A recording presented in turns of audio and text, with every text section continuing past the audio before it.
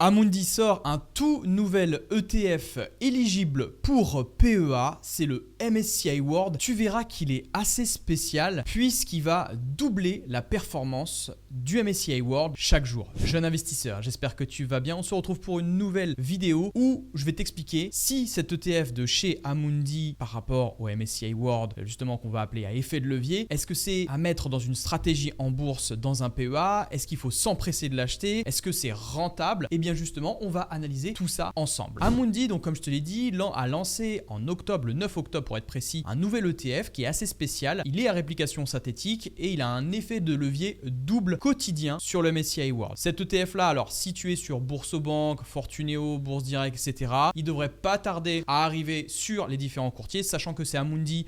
Normalement, tous les courtiers ont un accès à cet ETF là. Son petit nom, sinon, c'est le Amundi MSCI World, donc deux fois, donc x2 Leveraged UCITS ETF accumulant. Donc voilà, je t'ai mis là sur cette image, tu peux faire pause afin que je lâche de t'aide pour décrire un peu l'ETF, comment est-ce qu'il se décrit à l'intérieur. Et bien sûr, aucun conseil en investissement ne sera donné dans cette vidéo, aucun partenariat non plus commercial avec Amundi n'a été réalisé. Investir comporte des risques, s'abstenir aussi. Les caractéristiques de cet ETF justement, on va y aller. Premièrement, c'est le nom, comme je te l'ai dit, c'est le Amundi MSCI World x2 Leveraged. J'ai mis les d'accord, je vais pas te le dire, il est pas à table. Le ticker, c'est le LWLD, d'accord, c'est le code barre, afin que tu puisses le rechercher beaucoup plus rapidement. Les frais s'élèvent à 0,60% par an, assez cher cependant pour ce type d'ETF là. Donc attention tout de même. Le prix de la part, comme il vient être lancé, il est fluctuant actuellement, tu vois. La dernière VL est à 4,92 $. Je suis en train de regarder sur mon écran.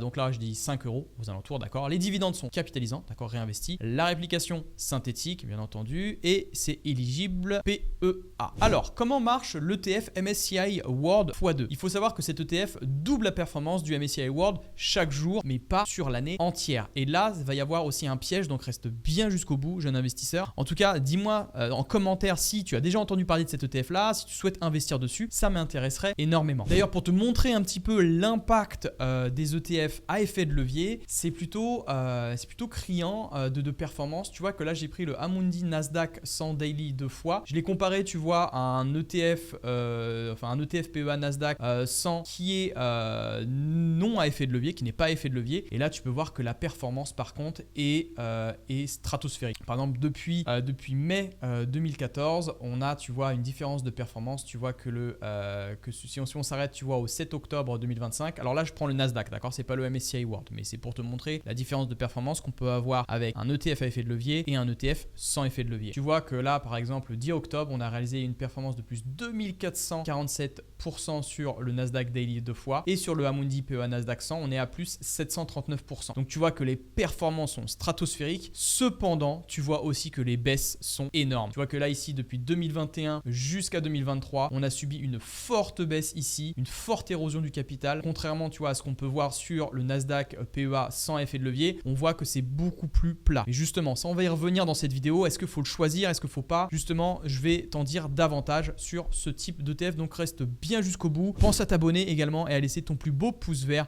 au sein de cette vidéo si tu veux apprendre à te former quotidiennement sur la bourse. Donc pour revenir sur ma diapo, donc c'est le MSCI World, donc double la performance chaque jour. Donc à titre d'exemple, plus 3% dans la journée, d'accord, l'ETF va prendre plus 6%. Cependant, à l'inverse, moins 3% dans la journée, eh bien ça va prendre moins 6% pour l'ETF. Mais le lendemain, tout est réinitialisé. Et c'est là où est le petit piège. À chaque baisse, en fait, tes pertes sont multipliées aussi, ainsi que l'érosion du capital et beaucoup plus rapidement. Et cet effet, ce petit piège, s'appelle le bêta slippage. Le bêta slippage, c'est tout simplement la représentation, c'est l'écart entre la performance attendue et la performance réelle de l'indice. Prenons un exemple simple sur 2 jours, d'accord? Le jour 1, tu investis dessus, d'accord? Ton ETF, le marché monte de 10%, forcément ton ETF x2 va prendre plus 20%. Donc il passe de 100 à 120 €. Cependant, le jour 2, d'accord, on réinitialise et on reprend la même journée.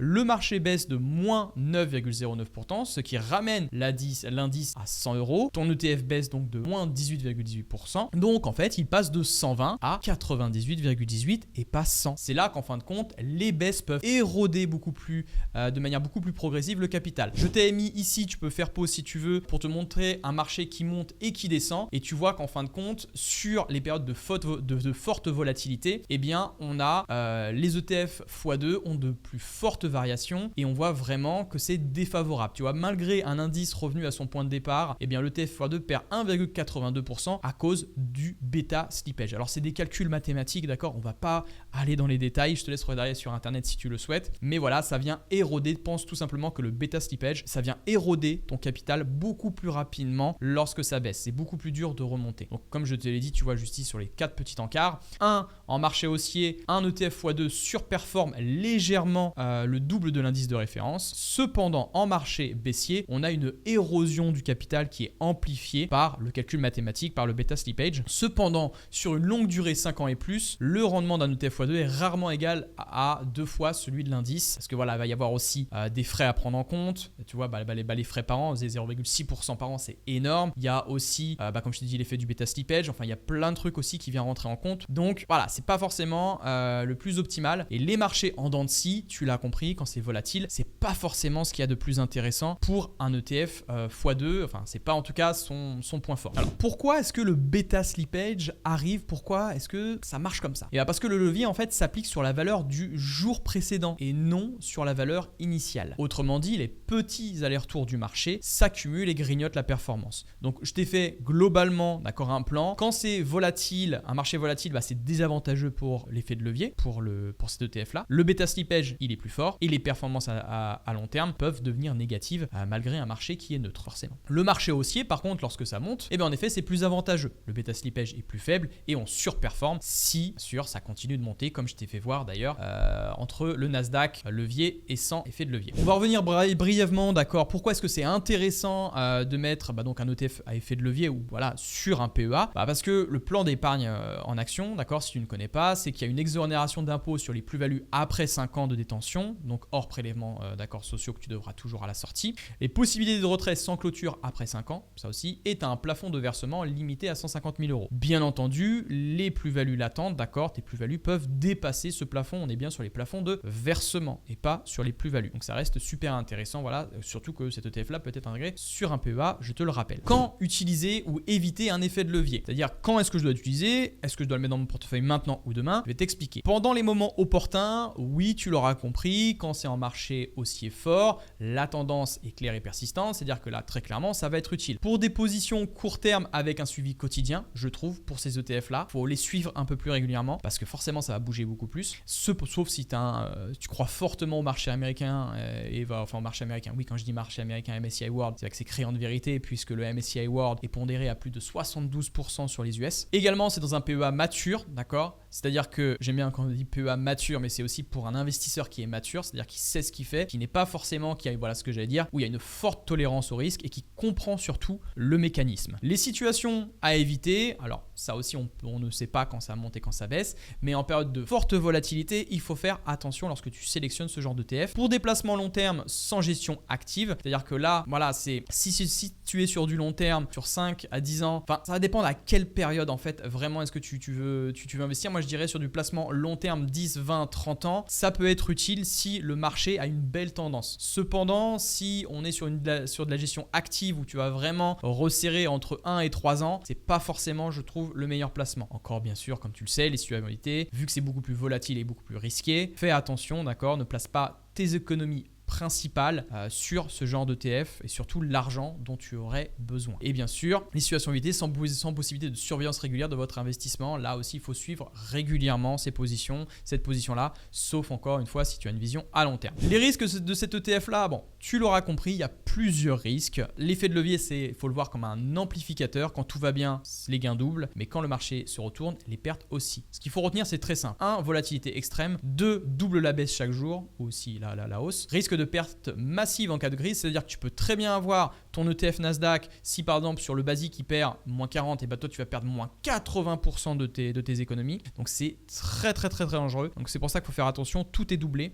Donc c'est vraiment réservé au profil, donc quatrième point, au profil tolérant au risque. Et le cinquième point encore qui vient éroder la performance, attention, ce sont les frais élevés à 0,6% par an. Ce qui est intéressant cependant, moi je le vois comme ça, comme je te l'ai montré sur le Nasdaq, si tu as une vision très long terme et une bonne tolérance au risque, alors une petite dose, attention, c'est pas un conseil en investissement, mais une petite dose de ce genre d'investissement peut être utile pour accélérer ton patrimoine. Donc comme je te l'ai dit, premier point, investir long terme, oui. Tolérance au risque élevé, si tu l'as, c'est très bien. Troisième point, petite position satellite, c'est-à-dire que ça ne prend pas 100% de ton portefeuille, ça prend vraiment un petit pourcentage. D'ailleurs, en parlant de pourcentage et d'allocation, je t'ai fait un petit exemple, d'accord, très simple. Comment intégrer cet ETF MSCI World dans un portefeuille? Alors, il y a 3 exemples de profils, conservateur, modéré, dynamique, on les connaît, d'accord, un peu ces différents profils. Donc, sur des ETF standards, ça va prendre un peu plus de place, mais cependant, on va rester focus là sur l'ETF plutôt à l'effet de levier.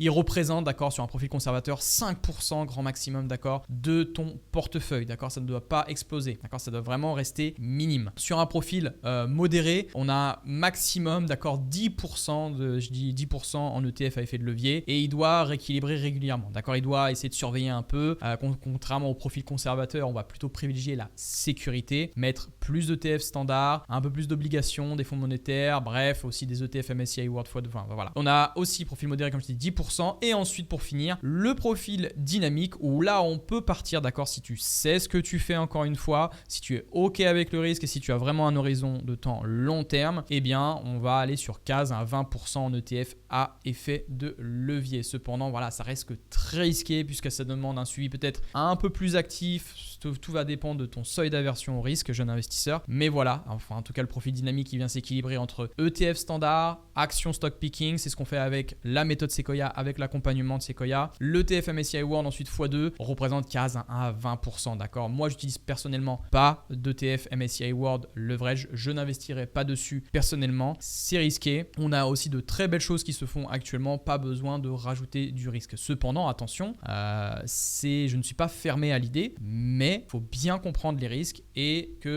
comment est-ce que ça peut impacter ton portefeuille. Je t'ai parlé justement de l'école Sequoia, comment est-ce qu'on construit un écosystème financier pour apprendre à bâtir un portefeuille performant sur le long terme et 2, générer des revenus passifs qui viennent dans le PEA pour être exonérés. Bref, tout un écosystème pour vraiment apprendre à générer de la performance et générer des revenus passifs. Si tu es intéressé pour rejoindre cette école, tu as le premier lien dans la description pour réserver un appel soit avec moi, soit avec un membre de mon équipe où on va t'expliquer comment fonctionne l'école Sequoia. C'est un appel offert, donc réserve-le. Les places sont assez limitées dans la semaine, donc c'est assez compliqué. Donc si tu veux candidater pour réserver et pour voir quelle stratégie est-ce que tu peux mettre en place et rejoindre le programme, c'est maintenant. Dès aujourd'hui. Voilà, jeune investisseur, n'hésite pas à laisser ton plus beau pouce vert et également à laisser un commentaire sous cette vidéo afin de me dire si tu vas investir sur cet ETF là, combien est-ce que de pourcentage d'allocation est-ce que tu veux mettre sur cet ETF là. Eh bien, voilà, n'hésite pas, je te répondrai et on échangera ensemble. Que la croissance soit avec toi et dans ton portefeuille, jeune investisseur. C'était Sony, ciao.